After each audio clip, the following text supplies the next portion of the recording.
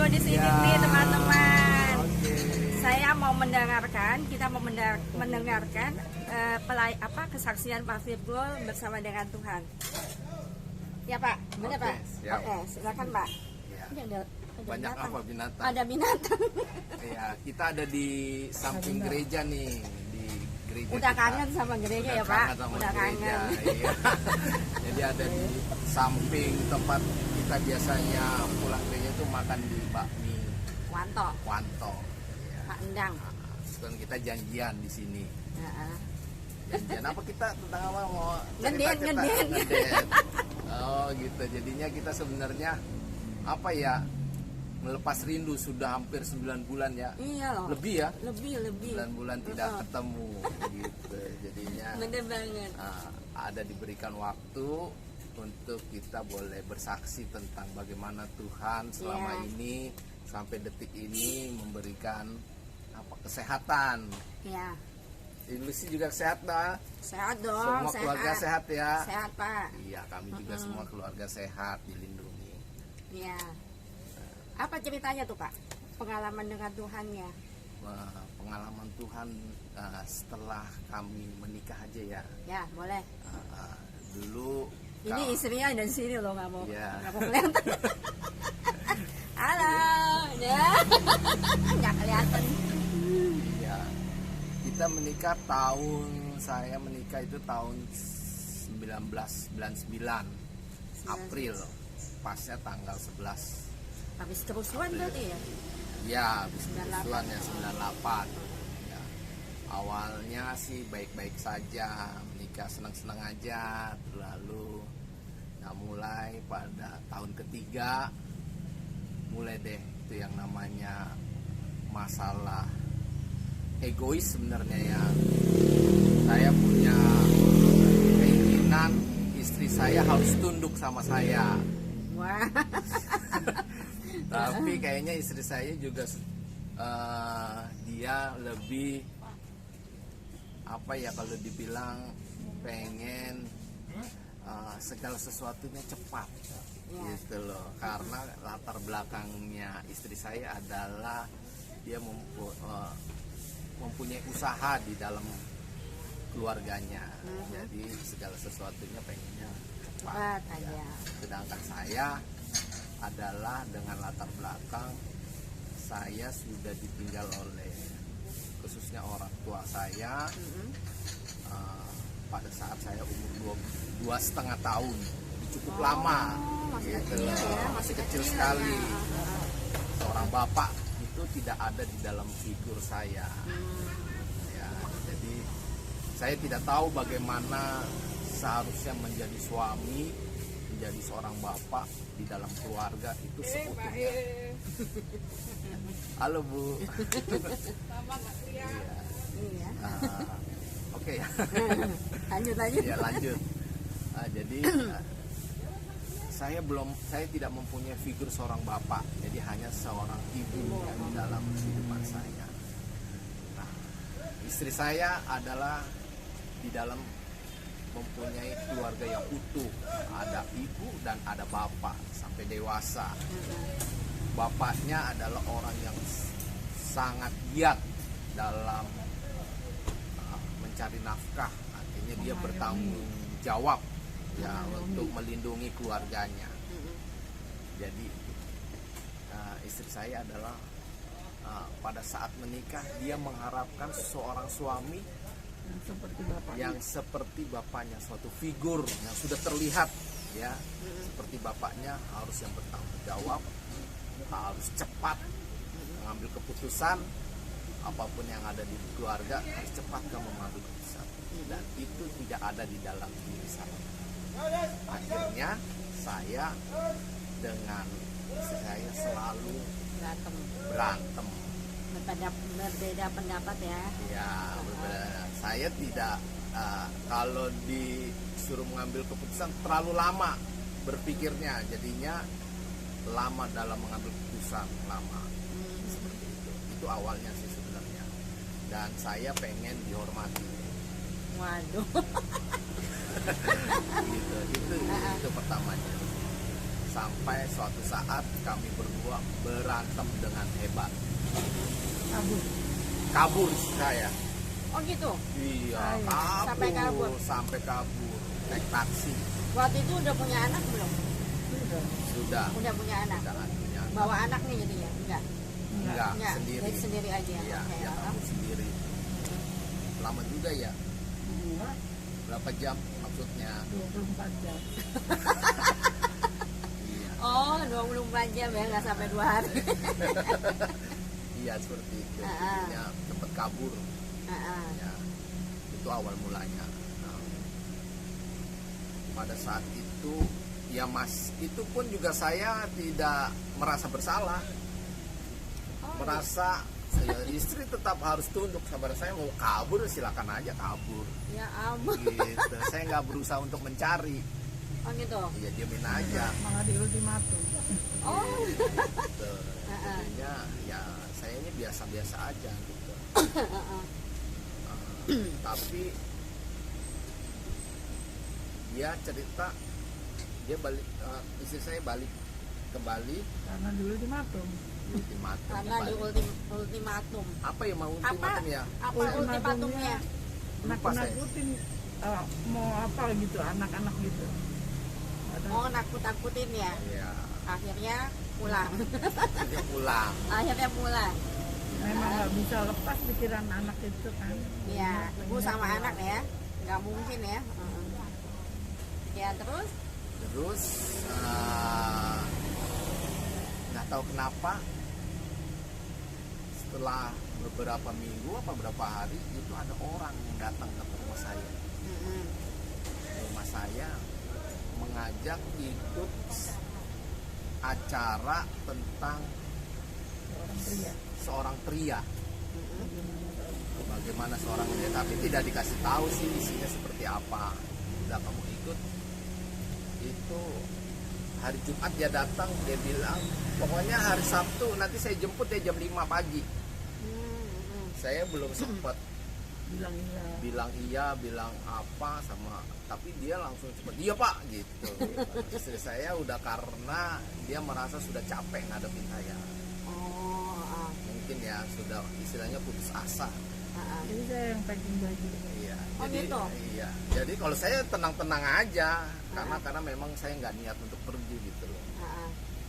Cuman istri saya karena sudah putus asa kali ya menghadapi saya, istilahnya kalau saya itu kalau di sini ada plat nomor B, belakangnya BB, jadi ada 3 B, benar-benar biadab istilahnya.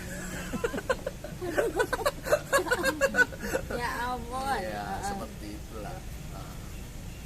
Sontoloyo lah, tidak seorang suami, seorang bapak yang tidak bisa bertanggung jawab istilahnya. Lalu Jam 5 pagi datang. jam 5 pagi itu orang datang bener-bener Ya. jemput saya. Padahal belum bilang iya gitu ya. Ya belum lihat, dan saya juga kenalnya juga nggak kenal baik, maksudnya tidak akrab banget. Tiba-tiba emang ada orang yang datang ke tempat saya. Itu siapa Pak? Itu yang mengajar saya, istilahnya bukan mengajar saya, pertama kali jualan bakmi. Oh, oke. Jadi dulu saya jualan bakmi, ngambil bakminya dari orang Iya. tersebut. Itu pun juga kenalnya juga nggak tahu, tiba-tiba saya kenal sama dia bilang kamu boleh jualan bakmi, nanti saya buat, nanti kamu ambil dari saya. Oh, supplier. Ya supplier itu pertama kali. Oke. Terus dia datang jam 5 pagi, saya dijemput, Mm-mm. ikutlah yang namanya camp pria di puncak. Oke. Nggak kenal sama sekali. Oke pak, nggak kenal sama sekali sama orang-orangnya, benar-benar saya tidak ada yang kenal di komunitas itu. Mm-mm. Komunitas itu tidak kenal. Disitulah saya baru diajar, maksudnya bukan diajar ya, diberitahu lah istilahnya ya. Sebenarnya sih sudah sesuatu yang apa ya, yang sering saya dengar sih, namanya aja firman Tuhan kan, dari kecil saya dengar, Udah ke gereja ya tahu lah sebenarnya. Tapi belum dicolek ya. Ya satu belum dicolek, satu apa ya, tidak di situ lebih fokus. Ya. hanya membicarakan tentang seorang pria, seorang suami, seorang bapak, bagaimana seharusnya, khususnya seorang pria yang sudah menikah, bagaimana dia harus berfungsi ya di dalam keluarganya, bagaimana dia harus mendengar di dalam keluarganya, mendengar istrinya, mendengar anak-anaknya, dan Figur lah ya, belajar Ya, tentang figur figur. seorang orang bapak. seorang bapak. Terus di situ saya baru terbuka pikiran saya, terbuka hati saya ya. Kalau dibilang nangis ya nangis lah, cuman kalau di sana nangis ya laki-laki semua. Nggak gengsi ya, Nggak semuanya gengsi. nangis. Semuanya naik gengsi lah ya. Jadinya ya kalau dibilang bertobat ya apa ya? Iya juga. Ya juga, tapi hal itu sih proses ya, Iya. nggak langsung berubah. Ya, 300 Ya, 180 derajat. ya. Istilahnya dibekali lah tentang kebenaran-kebenaran itu. Nah, sebenarnya habis dari sana, sebenarnya perperangannya itu bukan di sana. Peperangannya itu pas kita kembali di Ya. dalam keluarga. Mulai yang baru lagi. Iya.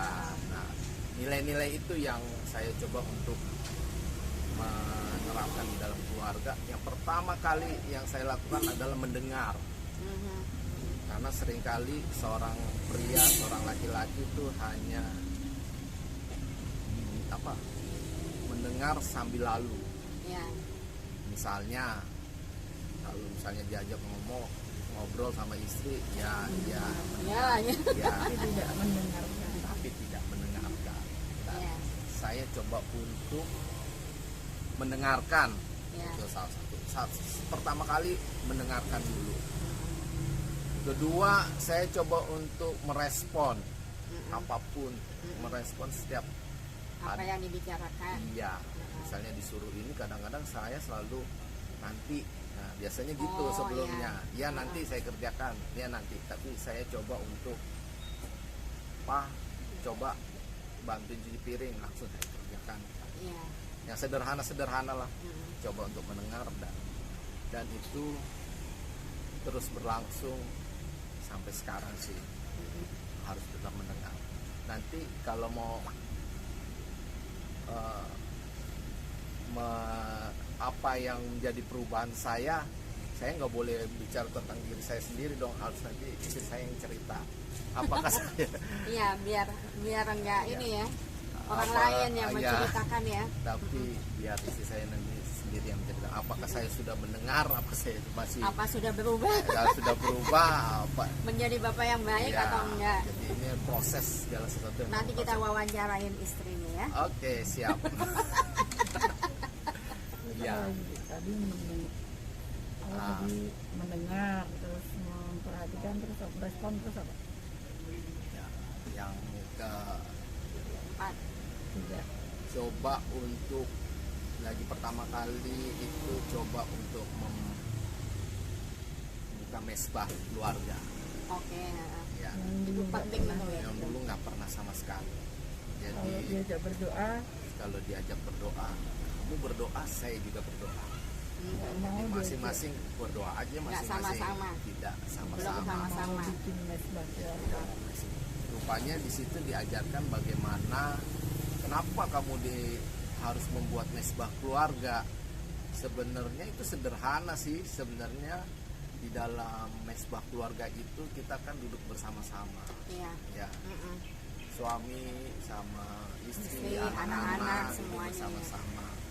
Nah disitulah seorang bapak harus berfungsi mendengarkan apa yang menjadi keluhan daripada istri dalam keluarga itu, permohonan-permohonan daripada istri, anak-anak. Mhm. Nah, disitulah saya mencoba untuk mendengarkannya dan saya bawa itu dalam doa untuk disampaikan kepada Tuhan.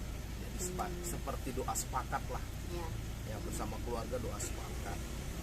Kita sampaikan ke Tuhan dan sebelumnya juga saya coba bimbing ya, mengajak untuk membaca firman Tuhan, Mhm. kata Tuhan, Tuhan berbicara apa sih untuk keluarga? Kayak saat teduh bersama ya. Iya, nanti itu coba lagi sebagai untuk disampaikan kepada keluarga, ini loh pesan Tuhan. Jadi saya harus berfungsi seperti imam Iya. yang membawa keluarga ini kepada Tuhan, dan juga seperti nabi yang membawa pesan Tuhan kepada umatnya, yaitu keluarga. Luar biasa ya Itu teman-teman. nilai-nilai yang tadi saya dapatkan di dalam camp suatu pria. Jadi sila baru saya mengerti bahwa kamu harus seperti itu, seorang pria atau seorang suami. Untuk menjadi seorang imam, kamu harus membawa keluarga ini kepada Tuhan, dan menjadi juga sekaligus menjadi seorang nabi yang membawa pesan itu kepada istri dan anak-anak. Anak-anak. Itu. Dan yang ketiga adalah yang tadi, maksud saya tadi seorang imam, seorang nabi, dan juga menjadi seorang raja. Raja dalam arti bukan begini, bukan saya minta dilayani. Seperti Tuhan Yesus datang ke dunia ini bukan untuk dilayani, tapi untuk melayani. Melayani. Bagaimana saya harus melayani istri dan anak-anak, itu yang paling utama. Dari situ mencoba menerapkan lah, istilahnya bertahun-tahun menerapkan seperti itu. Dan nanti istri saya sendiri yang akan cerita apakah saya berubah apa tidak, dia yang akan cerita. Itu dilakukan sampai sekarang ya Pak ya? Oh, bagus ya. itu udah berapa tahun ini? Dari tahun 99 tadi. Itu menikah itu sekitar 2000 2002. Apa ikut itu tapi 2009 ya? 2005. 2005. Saya ikut Cukup itu lama, 2005 Cukup lama ya. sampai sekarang. Sampai sekarang ya. Ada perubahan? Udah sampai itu gitu. Hah? Nah, Mbak Titi mau cerita Mbak Titi? Oh, Boleh ya Mbak responnya Titi ya? aja. Ya, Mbak Titi ya? Responnya aja. Iya. Silakan ya. Ayo, ini Ini aja, teman-teman. Teman-teman, ini istrinya. Istrinya saya juga berdaulat untuk minta cerita dia ya. Gimana Mbak Titi? Ini namanya Mbak Titi. Sahabat saya juga di gereja nih teman-teman. Mbak Titi tadi istrinya dari Pak Virgo yang tadi.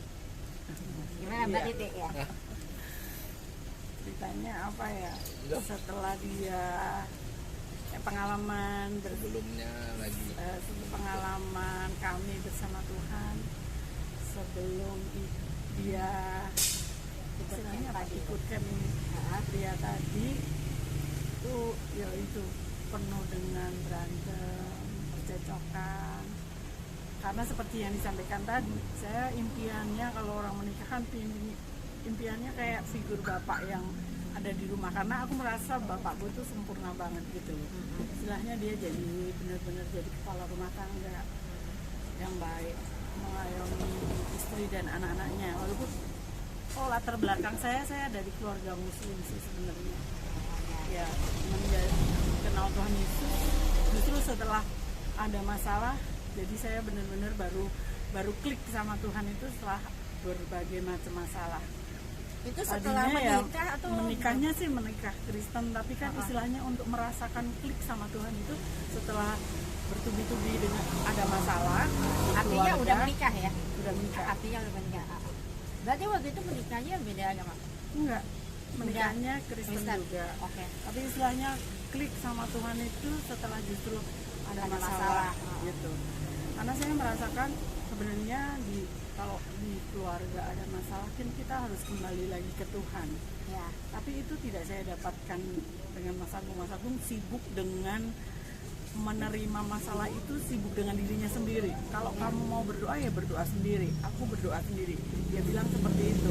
Padahal saya pengennya berdoa itu kalau orang muslim itu kan ada imam terus berdoa dipimpin gitu kan, doa di belakangnya terus berdoa bareng minta sama Tuhan. Iya. Tapi malah kenapa dia nggak mau mimpin doa itu? Nah itu sebetulnya dari situ sih awal percecokannya jadi besar itu karena dia nggak mau jadi imam di keluarga ini. Nah, aku merasa Mas Agung nggak mau jadi imam. Nah itu aku kesel banget. Nggak aku dapat gitu. Iya. Gitu terus ya sudah akhirnya Tapi setelah dia ikut camp itu, aku merasakan sekali sih perubahan. Dia ada niat untuk berubah. Nah, Kan akhirnya ada yang orang ikut, pengalaman orang-orang itu ada yang balik lagi seperti habitnya yang dulu Iya, gitu. Nah ini enggak, benar-benar dia terapkan di keluarga. Dia datang pertama kali pulang itu dia minta maaf apa kekeliruannya dia, ketidak berfungsiannya dia. Nggak berfungsi itu maksudnya bukan yang itu, tapi berfungsi sebagai imamnya tadi ya, sebagai imam kepala rumah tangga. Tapi dia terapkan langsung, ayo berdoa bareng sama anak-anak. Waduh itu anak-anak masih kecil-kecil, tapi anakku tuh nurut gitu loh, mau. Nah itu aku senang sekali dia mulai berdoa bareng, sepakat apa yang menjadi kesulitan di rumah tangga itu. Jadi benar-benar kita minta sama Tuhan, menengadah sama Tuhan. Dan itu pun juga aku merasakan ada damai sukacita, dan sedikit demi sedikit tuh mungkin karena kita mengandalkan Tuhan ya. Jadi segala sesuatu itu nggak gerusa-gerusu, benar-benar berserah sama Tuhan. Rasanya terus ada jawaban gitu. Walaupun istilahnya nggak berubah 180 derajat, tapi Tuhan itu ada aja, dari mana kesulitan ekonomi, kesulitan apa itu terjawab. Iya, itu artinya kan diuji terus tuh ya, bagaimana seseorang diuji sehingga dia boleh bisa tough menghadapi masalah. Jadi berpegang dengan terus sama Tuhan. Dan memang jadi kalau benar-benar berdua dengan sama-sama menuju ke Tuhan itu jadi lebih kuat. Jadi aku juga nggak merasa mikir sendiri, dan dia juga merasa ada yang bantuin mikir gitu. Tapi kalau dulunya kan nggak dirasakan itu, tapi dia menerapkan itu. Terus dia juga mau, jadi aku kan nggak ada pembantu di rumah tangga. Anakku 2, jadi itu anakku tuh selisihnya cuma setahun, jadi masih kecil-kecil gitu. Jadi segala sesuatu kan tadinya aku kerjakan sendiri, itu jadi dia berubah mau, dan dia juga merasa bukan suatu hal yang tabu untuk mengerjakan pekerjaan rumah bareng-bareng gitu. Jadi rasanya enteng ya.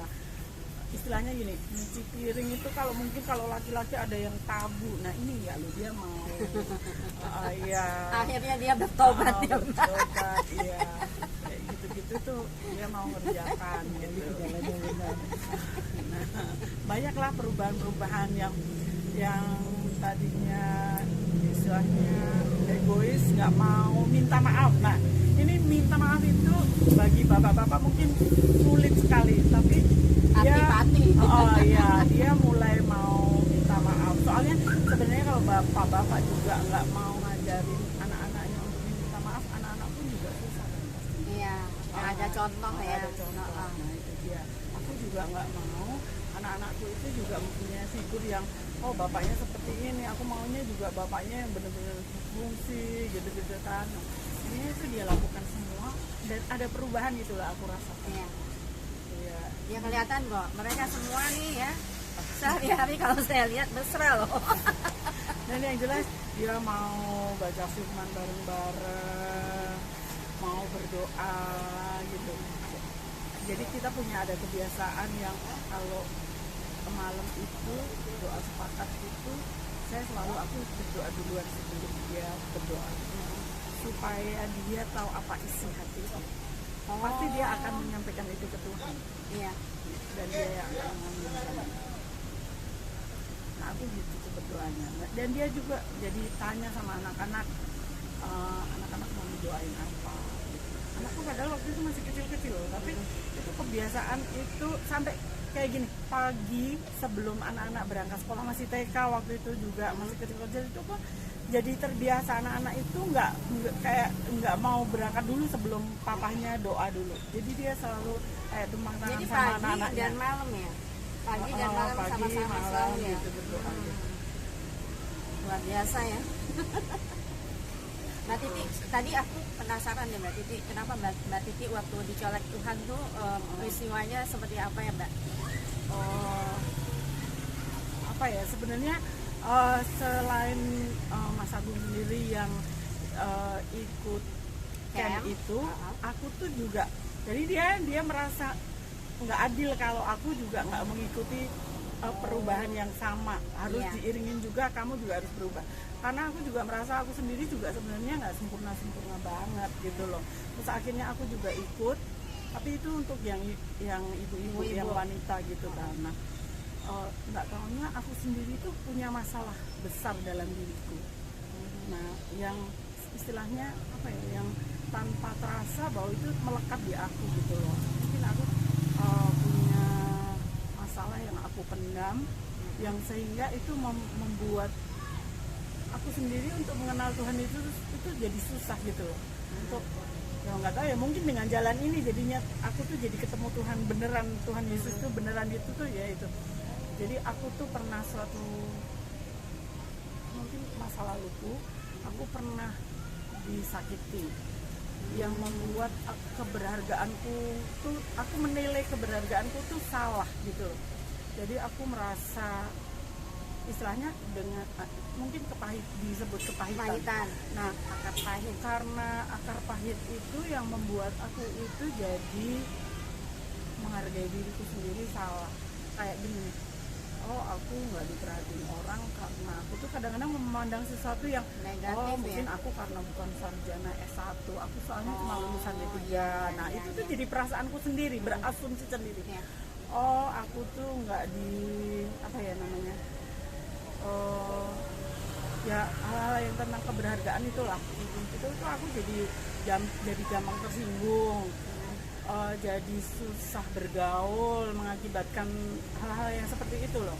Jadi gampang sakit hati, apalagi ya, pokoknya yang sensitif gitu lah tentang keberhargaan itu. Nah, aku di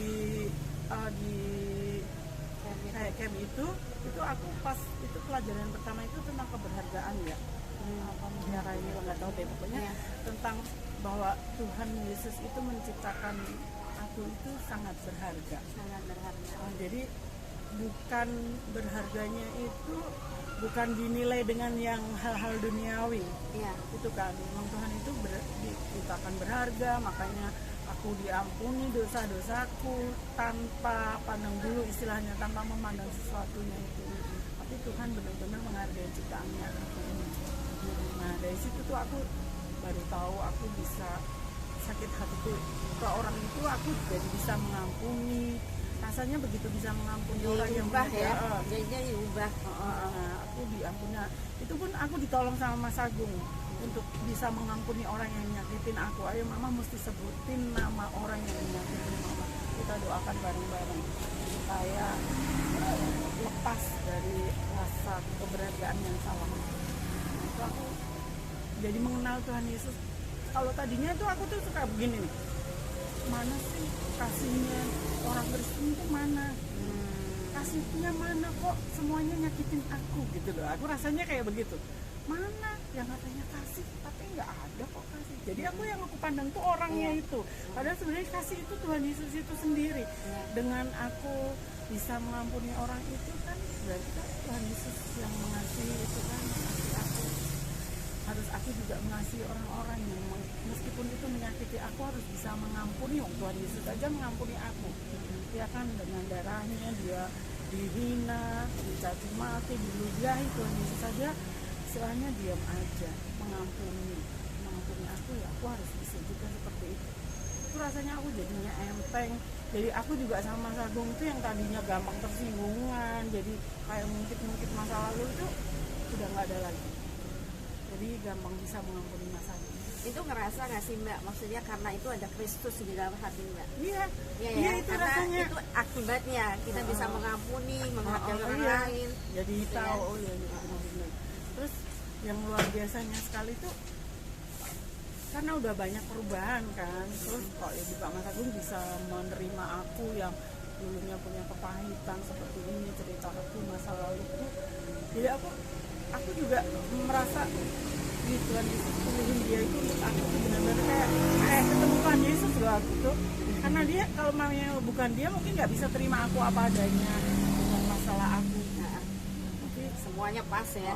Dianya juga bisa. Nah, itu dilalui soalnya dengan jatuh bangun nangis minta ampun sama Tuhan masa lalu kita berdua gitu tuh, minta ampun sama Tuhan gitu ya, yang istilahnya zaman-zaman berdua kita mungkin foto loyo gitu, minta ampun sama Tuhan ya, tapi ya istilahnya orang kalau sudah ketemu sama Tuhan Yesus kan nggak 100% terus langsung jadi mulus bagus baik, gitu, itu ya. jatuh bangun up Iya. and down gitu terus, tapi kita karena berdua melaluinya jadi ada saling mengingatkan. Jadi ada yang saling support ya, jadi sama-sama berjuang istilahnya ya. Nah Mas Agung juga gitu, dia ditinggal bapaknya 2,5 tahun, yang dia bilang tadi nggak kenal figur bapak itu seperti apa. Nah itu dia tuh, dia jadinya untuk mengambil alih keluarga kalau lagi ada masalah gitu tuh susah sekali kan dia. Ya itu yang aku, nah itu tuh aku suka bilang, wah lelet gemes kan. Nah itu tuh dia lama-lama berubah untuk bisa nerima. Aku duluan yang harus maju nih, semua masalah harus berhenti di dia, bukan harus aku yang nanggung gitu. Istilahnya dulu kan lagi susah hidupnya, nggak punya duit sama sekali, sempet pernah begitu, terus pakai kredit card gitu kan, terus tiba-tiba ditagih melulu. Itu kalau terima telepon nggak aku yang terima, nggak dia yang terima, tapi aku. Nah aku yang jadi bemper. Nah setelah semuanya diubahkan, dia bisa loh ngambil alih, harus aku nih yang nanggung. Dan itu Tuhan ubahkan loh, maksudnya Tuhan juga tolong tepat pada waktunya, sampai akhirnya kredit card pun juga lunas, nggak punya utang sama sekali. Terus ya ada aja kebutuhan yang kecil-kecil. Jadi kayak gini, suatu hari pernah Tuhan berdoakan bareng karena nggak punya uang, terus Tuhan ada tagihan listrik sudah 2 bulan sekian, lo ada lo rezeki datang, dan persis angkanya persis kayak tagihan listrik itu. Nah sering itu kejadian yang kayak begitu tuh sering sekali, dan jadi bisa merasakan betapa Tuhan itu memelihara kita hari demi hari. Jadi kalau kita memang benar-benar hidup di dalam Tuhan, di dalam kebenaran Tuhan, Tapi harus duitnya tumbuh. bukan langsung jatuh Iya. segitu. Oh, iya. Maksudnya dikasih pekerjaan. Iya. Terus istilahnya Caranya Tuhan kan macam-macam ya. Waktu itu kita bisa bikin dimsum dan bisa bikin bakmi. Jadi tiba-tiba ada orang yang kasih kasih pesanan. Nah nilainya pas untuk bayar. Segitu ya. Ya. Luar biasa Tuhan Jadi ya. melalui dikasih pekerjaan juga Iya. sih, enggak Iya. turun dari langit. Iya. terus gitu. Nah, itu cara pemeliharaan Tuhan melalui orang-orang yang kita nggak tahu siapa Iya. itu, pasti Tuhan Sampai memelihara. sekarang Iya.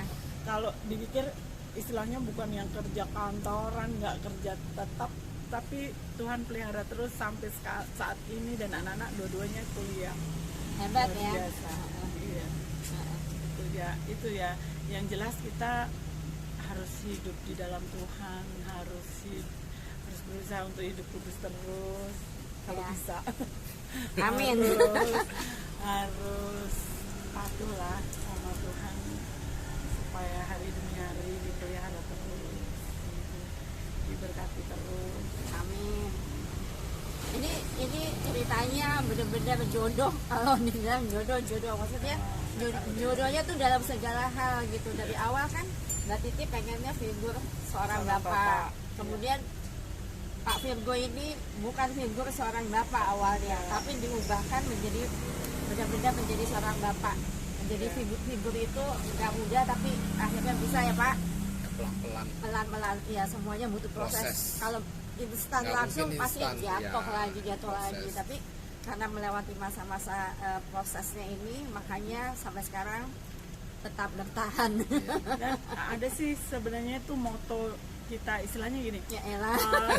Mantap. kan kan kita pengennya dia berubah seperti apa yang aku inginkan. Begitu juga Mas Agung itu pengennya aku berubah seperti apa Iya. yang dia inginkan, tapi kan nggak bisa kan. Ya, Perubahan itu harus dari diri sendiri masing-masing. Nah itu kita selalu bilang perubahanku adalah tanggung jawabku kepada Tuhan. ya, Begitu juga dengan Mas Agung, perubahannya juga tanggung jawabnya dia bersama Tuhan. ya. Nah itu sih.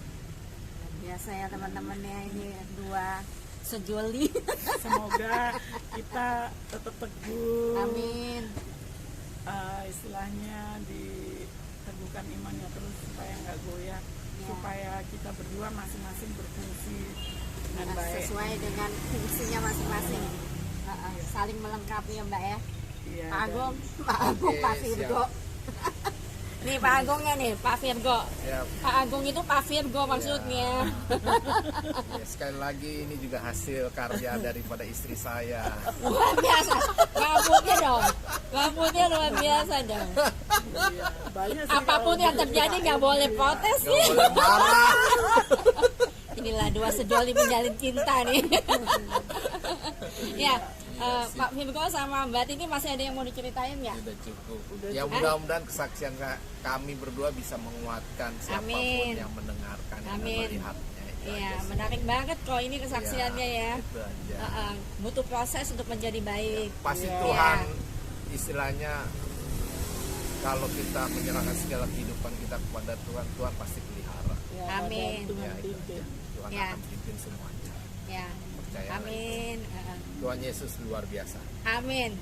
Tuhan Yesus memberkati. Amin. Ya teman-teman, inilah kesaksian Pak Virgo dengan Mbak Titi, suami istri yang sampai sekarang ini masih tetap setia bersama dengan Tuhan. Kita terus mendoakan supaya sampai selama-lamanya ya Mbak Titi. Ya, amin. Pak Agung, Pak Virgo Oke, jadi siap. Pak Agung, Pak Virgo. Ya. Ya. Biarlah ini semua boleh menjadi berkat bagi teman-teman semua yang mendengarkannya. Ini boleh jadi kesaksian yang hidup yang memuliakan nama Tuhan. Terima kasih Pak Virgo, Ya, Tuhan Mbak Titi, memberkati. Tuhan berkati sama-sama ya. Ya, dah. Yo, salam, terima kasih, Tuhan berkati.